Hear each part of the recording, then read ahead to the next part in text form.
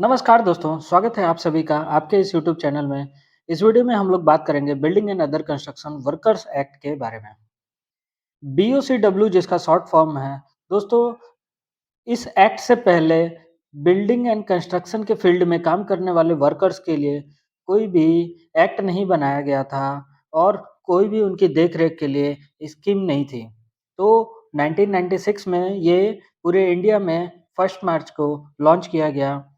आइए देखते हैं डिटेल में बीओसीडब्ल्यू में क्या-क्या बातें की गई हैं, क्या-क्या बेनिफिट्स हैं, क्या-क्या कमिटीज़ हैं और क्या-क्या उनका रजिस्ट्रेशन प्रोसीजर है, क्या-क्या स्टेप्स लिए गए हैं, क्या वर्किंग कंडीशंस प्रोवाइड करनी चाहिए कंपल्सरी, ये इन बातों के बारे में हम डिटेल में जानेंगे। तो आइए जानते हैं। बीओसीडब्ल्यू में आपके टोटल 11 चैप्टर्स हैं और 64 सेक्शंस हैं। तो इन सभी के बारे में हम लोग डिटेल में जानेंगे। चलिए शुरुआत करते हैं। सबसे पहला जो चैप्टर है वहाँ पे प्रिलिमिनरी के नाम से है जिसमें कि 2 सेक्शंस हैं, सेक्शन 1 एंड 2। सेक्शन 1 में बात की गई है short title extend commencement and application की। तो दोस्तों ये इस एक्ट का नाम बीओसीडब्ल्यू 1996 है और ये पूरे इंडिया में एप्लीकेबल है 1 मार्च 1996 के बाद से। और ये हर उस कंस्ट्रक्शन वाले फील्ड में एप्लीकेबल है जहाँ पे 10 या उससे ज़्यादा वर्कमैन एम्प्लॉयड हैं। फिर उसके बाद दोस्तों बात किया जाए डेफिनेशंस की, तो कुछ इंपॉर्टेंट डेफिनेशंस हैं जिनके बारे में हमको जानकारी दिया गया है इस चैप्टर में। यहाँ पर आपको एप्रोप्रिएट गवर्नमेंट के बारे में बताया गया है, chief inspector, contractor, employee, fund, ये कुछ जनरल डेफिनेशंस हैं। जैसे कि एप्रोप्रिएट गवर्नमेंट की बात की जाए तो अलग-अलग सिचुएशन में अलग-अलग गवर्नमेंट हुआ करती है। कई बार स्टेट गवर्नमेंट होती है, कई बार सेंट्रल गवर्नमेंट होती है, तो वो अकॉर्डिंग टू कंपनी वो डिसाइड किया जाता है। देन उसके बाद में चीफ इंस्पेक्टर जो कि स्टेट लेवल में होता है, कमिटीज़ में ये हमारे लीडर होते हैं और ये हमें गाइड करते हैं। देन उसके बाद में बात किया जाए डायरेक्टर जनरल की, तो ये सेंट्रल गवर्नमेंट द्वारा एप्लाइड होते हैं, डिप्लॉयड होते हैं। देन उसके बाद बात किया जाए दोस्तों कॉन्ट्रैक्टर की, तो कॉन्ट्रैक्टर होता है एक वो पर्सन होगा या एक फर्म होगी जो कि एक सर्टेन रिज़ल्ट को प्रोड्यूस करती है और उसके लिए वो एक अंडरटेकिंग करती है। देन उसके बाद में एम्प्लॉयी की बात की जाए तो हर वो व्यक्ति जो कि किसी एक कॉन्ट्रैक्टर या एम्प्लॉयर के अंतर्गत रजिस्टर्ड होता है, काम करने के लिए, सर्टेन टास्क को परफ़ॉर्म करने के लिए। देन उसके बाद में फंड की बात की जाए तो यहाँ पे बेनिफिशियरी फंड से है जो कि बीओसीडब्ल्यू के अंतर्गत रजिस्टर्ड एक फर्म होती है जो कि हर एम्प्लॉयी वहाँ पे कंट्रीब्यूट करता है और एक सर्टेन टाइम इंटरवल के बाद वो उसको जब भी उसको कोई ज़रूरत पड़ती है तो वो वहाँ पे बेनिफिशियरी को वो मिल जाता है। देन उसके बाद दोस्तों बात किया जाए चैप्टर 2 की। चैप्टर 2 है हमारा the advisory committee and expert committees. इस चैप्टर में एडवाइजरी कमिटीज़ के बारे में बात करेंगे, यानी कि बीओसीडब्ल्यू के लिए कुछ कमिटीज़ की ज़रूरत पड़ती है। जैसे कि सेक्शन 3 में बताया गया है सेंट्रल एडवाइजरी कमेटी। नाम से ही पता चल रहा है सेंट्रल, यानी कि ये जो कमेटी होगी ये रन बाई होगी सेंट्रल गवर्नमेंट। तो यहाँ पर इस सेंट्रल एडवाइजरी कमेटी में इसका एक दूसरा नाम भी जाना जाता है central building and other construction workers advisory committee. और ये कमेटी होती है to advise the central government in matters arising out of administration of this act.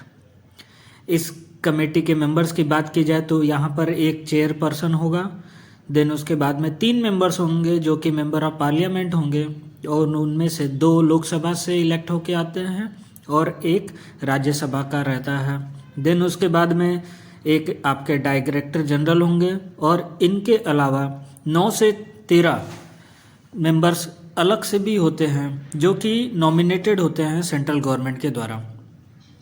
ये जो नॉमिनेटेड मेंबर्स होंगे ये जनरली रिप्रेजेंटेटिव्स होते हैं एम्प्लॉयर्स के, बिल्डिंग वर्कर्स के, देन उसके बाद में एसोसिएशन ऑफ आर्किटेक्ट्स के, इंजीनियर्स के, एक्सीडेंट इंश्योरेंस इंस्टीट्यूशंस के और भी अदर इंटरेस्ट जो कि बीओसीडब्ल्यू में होते हैं उनके रिप्रेजेंटेटिव के लिए ये रिप्रेजेंटेशन होता है nominated by central government in central advisory committee.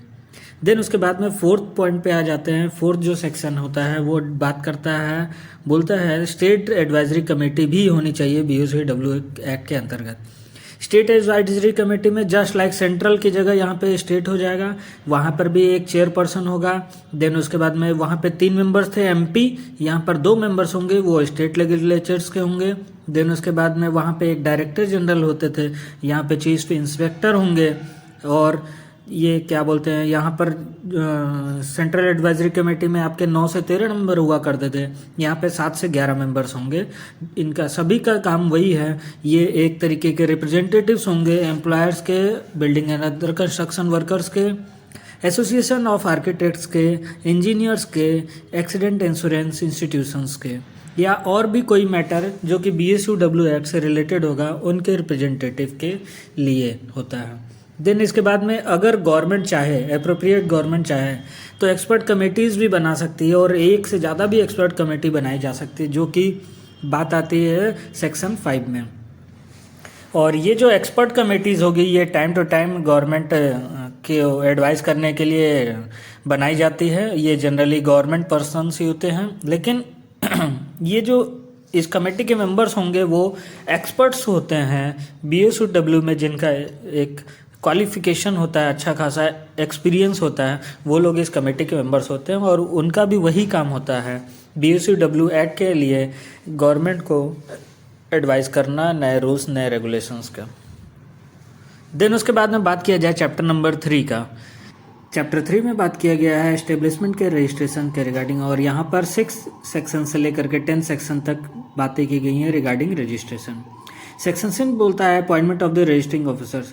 Registering officers का अपॉइंटमेंट होगा as per the government decision, और ये सभी गेजेटेड ऑफिसर्स होते हैं, और इनका डेफिनेशन दिया गया है इनकी क्या लिमिट्स हैं, कहाँ तक ये डिसीजंस ले सकते हैं रिगार्डिंग BSUW एक्ट। देन उसके बाद में सेक्शन 7 की बात की जाए, सेक्शन 7 में रजिस्ट्रेशन ऑफ एस्टेब्लिशमेंट का डिटेल में है। यहाँ पर हमें नोटिस देना है, इन्फॉर्मेशन देना है, एप्लीकेशन देना है टू द रजिस्टरिंग ऑफिसर कि यहाँ पर एस्टेब्लिशमेंट स्टार्ट होने वाली है, तो 60 दिन के पहले हमें एक इन्फॉर्मेशन देनी होती है। देन उसके बाद में सेक्शन 8 में बताया गया है revocation of registration in certain cases, यानी कि वापस लेना, रजिस्ट्रेशन कैंसिल कर देना या रिवोक कर लेना। ये कब होता है? जब कोई भी एस्टेब्लिशमेंट किसी मिस इंटरप्रिटेशन की वजह से उनका रजिस्ट्रेशन हो गया था, या कुछ डॉक्यूमेंटेशन में कुछ उनकी गड़बड़ी हो गई थी, इस वजह से अगर उनका रजिस्ट्रेशन हो भी गया है तो वो गवर्नमेंट उसको रिवोक कर सकती है। देन उसके बाद में सेक्शन 9 में बताया गया है कि अगर कोई भी रिवोकेशन हो गया है उसको एस्टेब्लिशमेंट चाहे तो एम्प्लॉयर चाहे तो उसको अपील कर सकता है विद इन 13 डेज। 30 डेज तक वो रिवोक अपील कर सकते हैं to the appellate officer. Appellate officer उसके रिगार्डिंग कंफर्मेशन देखता है, उनका एक जस्टिफाइबल आपका एक्सप्लेनेशन होना चाहिए, और वो फिर अपने रिवोकेशन को रिवर्स कर सकता है। सेक्शन 10 में बात किया गया है नॉन रजिस्ट्रेशन का इफेक्ट क्या होगा। तो अगर कोई भी ऐसी एस्टेब्लिशमेंट है जिनका रजिस्ट्रेशन होना था लेकिन वो किसी कारण की वजह से रजिस्ट्रेशन नहीं करा पाया है, तो उनको कंपल्सन है कि वो रजिस्ट्रेशन करा लें अपनी एस्टेब्लिशमेंट का under the BOCW act. BOCW registration के लिए सबसे पहले हमको resident proof, nomination form, dependents detail, age proof, bank account detail, employer certificate, ये डॉक्यूमेंट्स पोर्टल पे अपलोड करना होता है। फिर उसके बाद प्रोसीजर को फॉलो करना होता है, वो प्रोसीजर है सबसे पहले आपको BSUW के वेब पोर्टल पर जा कर के लॉगिन आईडी के थ्रू लॉगिन करना है। देन उसके बाद आपको बेसिक इन्फॉर्मेशंस पोर्टल पे शेयर करनी है, अपलोड करनी है, फिल करनी है, जस्ट लाइक आपकी ऑर्गेनाइजेशन के detail, workers information, employers detail, construction information and declaration. Then उसके बाद में जब आप ये सारे डॉक्यूमेंट्स अटैच कर देते हैं जो रिक्वायर्ड हैं, उसके बाद आपको फ़ीस पे करनी होती है। फ़ीस पे करने के बाद आपका प्रोसीजर आपके एंड से ओवर हो जाता है। फिर गाइडलाइंस को फॉलो करते हुए, रूल्स को फॉलो करते हुए ऑर्गेनाइजेशन चेक करती है और आपका रजिस्ट्रेशन सर्टिफिकेट इशूड हो जाता है। और आपके फॉर्म फिल करने और रजिस्ट्रेशन इशू होने के बीच का जो भी कम्युनिकेशन होता है वो आप थ्रू मोबाइल या मेल एड्रेस पे ऑर्गेनाइजेशन के थ्रू कर सकते हैं। उसके बाद दोस्तों बात किया जाए चैप्टर 4 की, तो चैप्टर 4 में बात होगी registration of building workers as beneficiary. यहाँ पे वो स्कीम्स के लिए जो एलिजिबिलिटी क्राइटेरिया है वो सारे बातें यहाँ पे डिस्कस होंगी। यहाँ पर 11 सेक्शन से लेकर के 17 सेक्शन तक बात की गई है। सेक्शन 11 बोलता है बेनिफिशरीज ऑफ द फंड। यहाँ पर बेनिफिशरी वो लोग होंगे जो भी BOCW एक्ट के अंतर्गत रजिस्टर्ड एम्प्लॉय होंगे, वो लोग यहाँ पे बात करेंगे, उनकी ही बात यहाँ पे की गई है, वही लोग बेनिफिशरी के लिए एलिजिबल भी होंगे। देन उसके बाद बात किया जाए दोस्तों registration of the building worker का एज बेनिफिशरी। तो जब यहाँ पर कंडीशन होगा आपका 18 ईयर्स टू 60 ईयर्स, हर वो वर्कर जो BOCW में इन्वॉल्व है उसकी एज 18 साल से कम नहीं है और 60 साल से ज़्यादा नहीं है, और इसके साथ साथ अगर उसने पिछले 12 महीनों में कम से कम 90 दिन उसने काम किया हुआ है BOCW के अंतर्गत, तो वो एलिजिबल है रजिस्ट्रेशन के लिए। और रजिस्ट्रेशन करने के लिए उसको एक एप्लीकेशन देनी होती है, और एप्लीकेशन जो होती है वो बोर्ड द्वारा प्रेस्क्राइब्ड फॉर्मेट में होती है, उसी के अकॉर्डिंग हमें जमा करना होता है, और उसके साथ साथ में एक फ़ीस भी पे करनी होती है जो कि 50 रुपये मैक्सिमम होती है, उससे कम एज पर दी स्टेट और कंपनी। देन उसके बाद बात किया जाए दोस्तों, तो ये अगर एप्लीकेशन BOCW वर्कमैन ने कर दिया है, फ़ीस पे कर दी है, और वहाँ का जो ऑथराइज्ड ऑफिसर है वो अगर सेटिस्फाइड है, तो वो उस वर्कर को रजिस्टर कर लेता है। फिर उसके बाद बात किया जाए दोस्तों आइडेंटिटी कार्ड की, तो आइडेंटिटी कार्ड के लिए यहाँ पर आपको ये ध्यान में रखना है कि एम्प्लॉयर एक फ़ोटो ID ज़रूर, मतलब कि ID विथ फ़ोटो एक हर एम्प्लॉय को दे देता है, और एम्प्लॉय को ये शो करना होता है जब कभी भी इंस्पेक्शन होता है, इसलिए उन्हें हमेशा जब भी वो वर्क में आए तो अपना ID लेकर के आए। देन उसके बाद दोस्तों अगर बेनिफिशियरी का सेसेशन की बात की जाती है सेक्शन 14 में, तो यहाँ पर बेनिफिशियरी से हटाया जा सकता है उस वर्कमैन को, उसके लिए कुछ कंडीशंस दी गई हैं, जैसे कि अगर कोई भी वर्कमैन है वो 90 दिन काम नहीं किया है किसी भी 12 महीने के दौरान, तो वो उसका रजिस्ट्रेशन कैंसिल हो जाता है। देन उसके बाद अगर उसने 60 ईयर्स ऑफ एज अचीव कर ली है तो भी उसका रजिस्ट्रेशन कैंसिल हो जाता है। कैंसिल क्या हो जाता है? ख़त्म हो जाता है, एंड हो जाता है। देन उसके बाद दोस्तों बात किया जाए 15 सेक्शन के रजिस्टर ऑफ बेनिफिशरी। यहाँ पे बेनिफिशरीज़ को जो भी वर्कमैन रजिस्टर्ड होते हैं उन सभी का एक ट्रैक रिकॉर्ड रखना पड़ता है, एक कंप्लीट रिकॉर्ड होता है, और ये रजिस्टर जो होगा ये वर्कमैन का एम्प्लॉयर मेंटेन करता है, और जब कभी भी रिक्वायर्ड होगा इंस्पेक्शन के लिए, ऑडिट के लिए, तो वो वहाँ पे उसको शो करता है। देन उसके बाद सेक्शन 16 में बात किया जाए, यहाँ पे कंट्रीब्यूशन ऑफ बिल्डिंग वर्कर्स है। तो कंट्रीब्यूशन एज पर दी नॉर्म्स हमें करना रहता है, वो बोर्ड डिसाइड करता है कितना उस कंट्रीब्यूशन करना रहता है। इस कंट्रीब्यूशन को चाहे तो वर्कमैन अपनी सैलरी से भी करा सकते हैं, उसके लिए उनको एक ऑथराइज लेटर देना रहता है, और जब सैलरी से वो करवाते हैं तो एम्प्लॉयर की जिम्मेदारी बनती है कि वो 15 दिन के अंदर उनका कंट्रीब्यूशन इस एक्ट के अंतर्गत बेनिफिशियरी में कर दें। देन उसके बाद सेक्शन 17 की बात की जाए तो सेक्शन 17 बोलता है आपका नॉन पेमेंट ऑफ कंट्रीब्यूशन। अगर कोई भी वर्कमैन कंट्रीब्यूशन नहीं कर रहा है और कम से कम 1 साल उसने कंट्रीब्यूशन नहीं किया है और जस्टिफाइबल रीज़न नहीं है, तो उसके सारी बेनिफिशियरी वाली जो बेनिफिट्स लेने की एबिलिटी है वो सीज हो जाएगी, ख़त्म हो जाएगी, एंड हो जाएगी। देन उसके बाद बात किया जाए दोस्तों चैप्टर नंबर 5 की। चैप्टर 5 में बात किया गया स्टेट वेलफेयर बोर्ड के कंस्ट्रक्शन के बारे में, कॉन्स्टिट्यूशन के बारे में, और यहाँ पर ये स्टेट वेलफेयर बोर्ड इनको जो भी फंक्शंस डिसाइड करना होता है, एक्सरसाइज किया जाता है, वो असाइन किया जाता है, और उसके अकॉर्डिंग वो पावर्स है उनको कि वो फंक्शंस वो एक्सरसाइज करें। देन उसके बाद बात किया जाए वेलफेयर बोर्ड में चेयरपर्सन होता है एक, और इसके अलावा वहाँ पे 15 मेंबर्स होते हैं nominated by state government. Chairperson will be nominated by central government, and preferably यहाँ पर जो 15 मेंबर्स होंगे उनमें से एक there should be one women also. Then section 19 की बात किया जाए तो यहाँ पे secretary and other officers of board की बात किया गया है। यहाँ पर जो सेक्रेटरी होंगे वेलफेयर बोर्ड के, वो वर्क करेंगे as a chief executing officer, और ये ध्यान रखिएगा कि बोर्ड ही अपॉइंट करता है अकॉर्डिंगली सेक्रेटरी को। देन उसके बाद में सेक्शन 20 में मीटिंग्स ऑफ द बोर्ड के बारे में बताया गया है। ये मीटिंग्स का प्लेस और शेड्यूल डिसाइड किया जाता है, पहले सभी मेंबर्स को इन्फॉर्म कर दिया जाता है, उसके अकॉर्डिंग वो मीटिंग्स अरेंज करते हैं, और मीटिंग्स में वो सारी बातें होती हैं जो रिलेटेड टू बेनिफिशियरी हमें होनी चाहिए। और फाइनल जो डिसीजन होता है वो decision on the basis of voting होता है। सभी मेंबर्स वहाँ पे जो प्रेजेंट होते हैं वो वोटिंग करते हैं। चेयरपर्सन भी वोट करते हैं। चेयरपर्सन अगर प्रेजेंट नहीं है तो वो नॉमिनेट कर देते हैं, on his behalf he will be taking और she will be taking the decision of vote. Then उसके बाद सेक्शन 21 की बात की जाए, यहाँ पे वैकेंसीज़ की बात की गई है। वैकेंसीज़ को फुलफ़िल करते समय ये ध्यान रखना है कि कोई भी जो प्रायर प्रोसीडिंग्स हैं वेलफेयर बोर्ड की, उनका इनवैलिडेशन नहीं होना चाहिए, अदरवाइज़ वहाँ पे दिक्कत हो सकती है। देन सेक्शन 22 की बात किया गया है फंक्शंस ऑफ द बोर्ड की। यहाँ पे वेलफेयर बोर्ड का फंक्शन के बारे में बताया गया है, जैसे कि immediate assistance in case of death है to the beneficiary, provide pension facility to after the 60 years of the beneficiary, sanctioning of advance facility, loan facility, pay such amount to group insurance as may fit, जैसा उनको लगे, जैसा fit होता है proportion के according या policy के according, group insurance के अकॉर्डिंग वो बेनिफिशरीज को दिया जाता है। Medical expenses for major element of the beneficiary.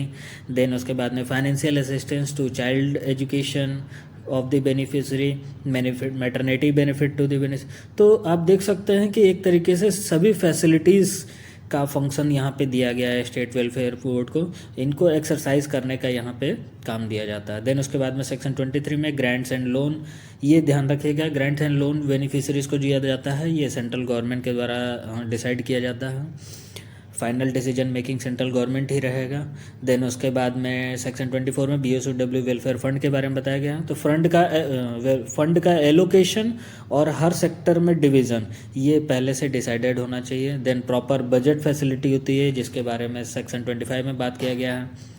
फिर उसके बाद में एक कंप्लीट डिस्क्रीट रिपोर्ट होनी चाहिए, हर चीज़ का एक रिकॉर्ड होना चाहिए, जो भी फैसिलिटीज़ मीटिंग्स अरेंज की गई हैं, डिसीजन मेकिंग है, प्रोसीजर्स हैं, ये सब का एक रिकॉर्ड होना चाहिए, एनुअल रिपोर्ट बनानी चाहिए। सेक्शन 26 में बताया गया उसके बारे में। देन सेक्शन 25 जिसमें कि अकाउंट्स एंड ऑडिट के बारे में बोला गया है। तो ये जो भी रजिस्टर्स बनाए गए हैं ये without any prior information CAG controller and auditor general के द्वारा ऑडिट किया जाता है अकॉर्डिंगली जब वो चाहें। तो ये था दोस्तों BOCW का कॉन्स्टिट्यूशन ऑफ वेलफेयर बोर्ड। अब बात करेंगे चैप्टर नंबर 6 की। चैप्टर 6 में बात किया गया है hours of work, welfare measures and other BOCW measures के। यहाँ पर सेक्शन 28 से लेकर के 37 तक बात की गई है। 28 सेक्शन में बोला गया है fixing of the normal hours in a working day. तो यहाँ पर 9 घंटे से ज़्यादा कोई भी वर्कमैन को काम नहीं कराया जाना चाहिए, और 48 आवर्स इन अ वीक, ये हमारा बेसिक कंडीशन है। यही आपका फैक्ट्री एक्ट में भी बताया गया था। और एक बात ये ध्यान में रखेंगे कि 7 डेज़ में एटलीस्ट एक वीक ऑफ या 24 आवर्स का रेस्ट उस वर्कमैन को मिलना चाहिए। और अगर रेस्ट के दिन अगर आप काम करा रहे हैं, वीक ऑफ के दिन काम करा रहे हैं, तो उसके बदले में उसको एक कंपनसेटरी ऑफ मिलना चाहिए, और वो कंपनसेटरी ऑफ 2 महीने के अंदर यूटिलाइज हो जाना चाहिए बाय द वर्कमैन ऑल्सो। फिर उसके बाद बात किया जाए सेक्शन 29 की, यहाँ पे ओवर टाइम वर्क के वेजेस के रिगार्डिंग बात किया गया है। तो जो भी ऑर्डिनरी रेट ऑफ वेज होता है, जिसमें कि हम बेसिक प्लस अलाउंस की बात करें तो, लेकिन बोनस हटा करके, तो उसका डबल रेट से वेज पेमेंट होना चाहिए ओवर टाइम का। ओवर टाइम के लिए कंडीशन है कि एक दिन में 2 घंटे का वीक ओवर टाइम दिया जाता है, और 50 घंटे का ओवर टाइम दिया जाता है इन ए क्वार्टर, यानी कि 3 मंथ्स के दौरान 50 घंटे से ज़्यादा ओवर टाइम नहीं होना चाहिए। यही बात आपका फैक्ट्री एक्ट में भी किया गया है। देन उसके बाद में maintenance of registers and record है। तो एम्प्लॉयर ये इंश्योर करेगा कि सभी तरीके के रजिस्टर्स जो कि BOCW के एक्ट के अंतर्गत आते हैं वो मेंटेन होने चाहिए regularly and with proper care. Then उसके बाद में सेक्शन 31 में बोला गया है प्रोहिबिशन ऑफ द एम्प्लॉयमेंट। यहाँ पर ऐसे वर्कमैन का एम्प्लॉयमेंट प्रोहिबिशन है जिसको कि एम्प्लॉयर को लगता है कि इसको रिस्क हो सकता है, इसके काम करने से कोई भी रिस्क हो सकता है। एस्टेब्लिशमेंट को या उस पर्सन को। देन सेक्शन 32 में ड्रिंकिंग वाटर फैसिलिटी की बात किया गया, तो there should be a proper drinking facility in almost every department of the establishment. Then उसके बाद में बात किया जाए लेट्रिन्स एंड यूरिनल्स की, तो जहाँ पे 50 या 50 से ज़्यादा वर्कमैन काम कर रहे होते हैं वहाँ पे प्रॉपर लेट्रिन्स एंड यूरिनल फैसिलिटी होना चाहिए एटलीस्ट। और देन उसके बाद बात किया जाए 34 सेक्शन की, वहाँ पे एकोमोडेशन की बात की गई। तो जो भी वर्कमैन प्लान एस्टेब्लिशमेंट में काम कर रहे हैं उनका free of charge accommodation facility available होना चाहिए। विद इन द कैंपस हो तो और भी अच्छा है, अदरवाइज़ उसका एक प्रॉपर अरेंजमेंट होना चाहिए। तो एम्प्लॉयर ये इंश्योर करेंगे। देन उसके बाद में सेक्शन 35 में क्रैच फैसिलिटी की बात की गई है। यहाँ पे फीमेल अगर किसी भी एस्टेब्लिशमेंट में 50 से ज़्यादा क्वांटिटी में है तो वहाँ पर आपका lighted, ventilated, neat and proper sanitary conditions के साथ में क्रैच फैसिलिटी या रेस्ट रूम होना चाहिए। और अगर फीमेल्स के जो चाइल्ड हैं अगर किसी भी तो 6 साल या उससे कम की एज के हैं तो वहाँ पे एक ट्रेंड केयर टेकर भी होना चाहिए। देन सेक्शन 36 में फर्स्ट एड फैसिलिटी की बात की गई है। ये प्रॉपर प्लेसेस में सफिशिएंट अमाउंट में अवेलेबल होना चाहिए, हो सके तो फर्स्ट एड ट्रेंड पर्सन भी हो तो बहुत अच्छी बात है। देन उसके बाद में कैंटीन फैसिलिटी की बात की जाए तो कैंटीन फैसिलिटी में 250 या उससे ज़्यादा वर्कमैन हैं किसी भी एस्टेब्लिशमेंट में तो वहाँ पे कैंटीन फैसिलिटी होनी चाहिए फॉर दी वर्कमैन। फिर उसके बाद बात किया जाए चैप्टर नंबर 7 की।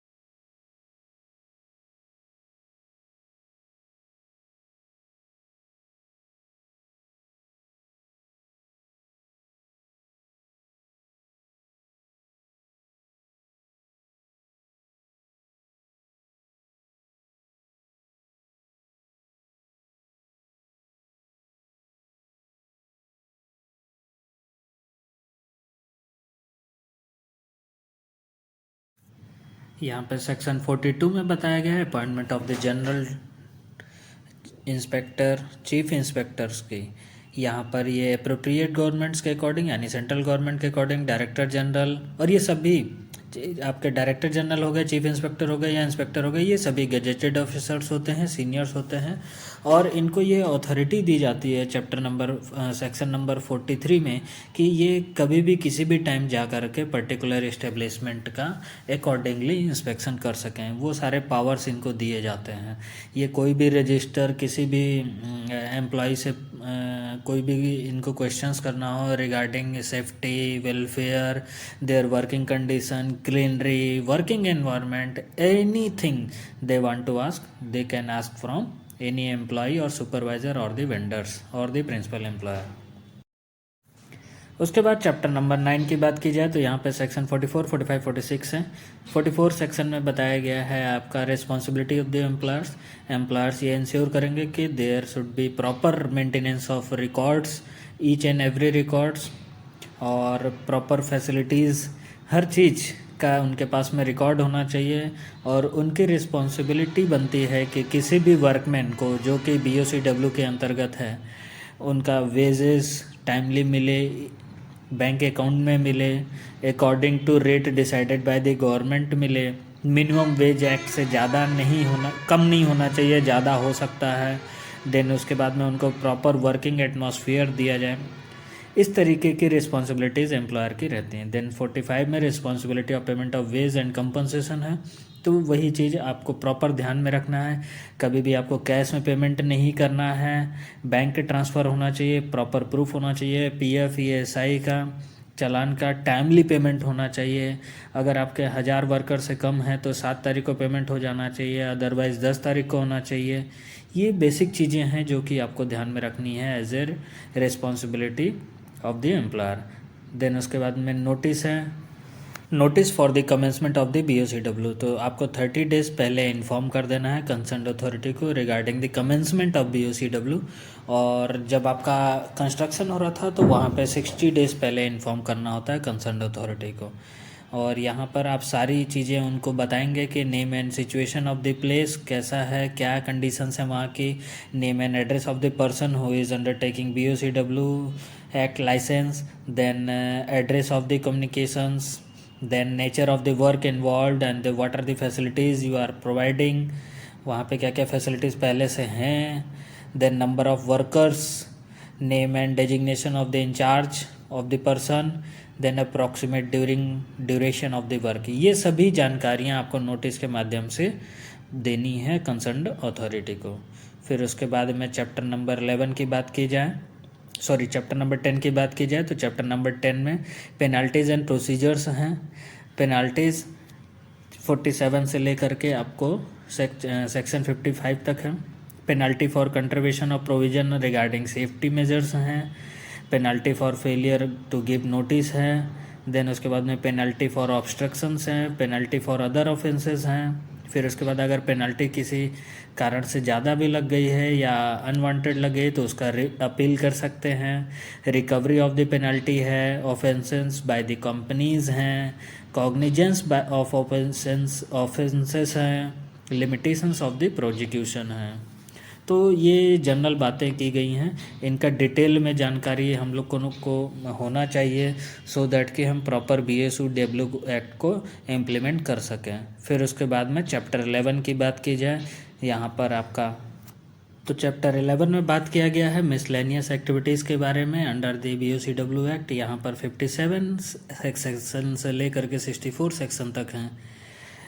यहाँ पे आपको डेलीगेशन ऑफ पावर्स के बारे में बताया गया है, वेरियस रिटर्न्स के बारे में बताया गया जो कि एम्प्लॉयर्स को भरना रहता है, फिल आउट करना रहता है और उसमें बेसिक जानकारियाँ दी जाती हैं कि आपने क्या काम किया है, कितने वर्कमैन थे, वो सारी चीज़ें, man days, their wages, complete return आपको फाइल करना पड़ता है, अदरवाइज़ उसमें पेनल्टीज़ लगती हैं। देन उसके बाद में application of the act of the building workers है, protection of action taken in good faith है। देन उसके बाद में power of central government to give directions हैं। तो सेंट्रल गवर्नमेंट के पास अल्टीमेट पावर हमेशा रहेगा, वो टाइम टू टाइम बेसिस पे गाइडेंस देते रहते हैं to the appropriate government as well as state government. Then power to remove difficulties हैं, अगर किसी भी मेंबर्स को लगता है, किसी भी अथॉरिटीज़ को लगता है कि ये दिक्कत है इस एक्ट में, इस प्रोविज़न में, तो उनको वहाँ से हटाया जा सकता है। देन उसके बाद में सेविंग ऑफ सर्टेन लॉज है, इस बात का ध्यान रखा जाता है कि इस एक्ट को फॉलो करते समय अगर कोई दूसरा एक्ट भी साथ में आ रहा है तो उसका वायोलेशन ना हो, दोनों बातें ध्यान में रखनी चाहिए। देन उसके बाद में रिपील्स एंड सेविंग है। तो इस तरीके से दोस्तों BOCW एक्ट को हम लोगों ने देखा। मेनली यहाँ पे चैप्टर नंबर आपके 9 तक इन्फॉर्मेशन थोड़ा ज़्यादा डिस्क्रिप्ट ध्यान में रखने की ज़रूरत है। 10 और 11 उतना ख़ास बात नहीं है। पेनल्टीज़ के बारे में बताया गया है और actions, power to make rules के बारे में बताया गया है मिसलेनियस एक्टिविटीज़ में। तो मोस्टली हम लोगों को शुरू के एक्ट्स देखना है, जानकारी रखनी है। उम्मीद करता हूँ आपको ये वीडियो अच्छा लगा होगा। ज़्यादा जानकारी के लिए आप नीचे कमेंट कीजिए और अगर वीडियो आपको अच्छा लगा हो तो आप इस वीडियो को लाइक कीजिए और चैनल को सब्सक्राइब कर लीजिए सो दैट कि आपको फ्यूचर में आने वाले वीडियोस का नोटिफिकेशंस मिल जाए और आपके लाइक करने से मोटिवेशन भी मिलेगा हमें। Thank you.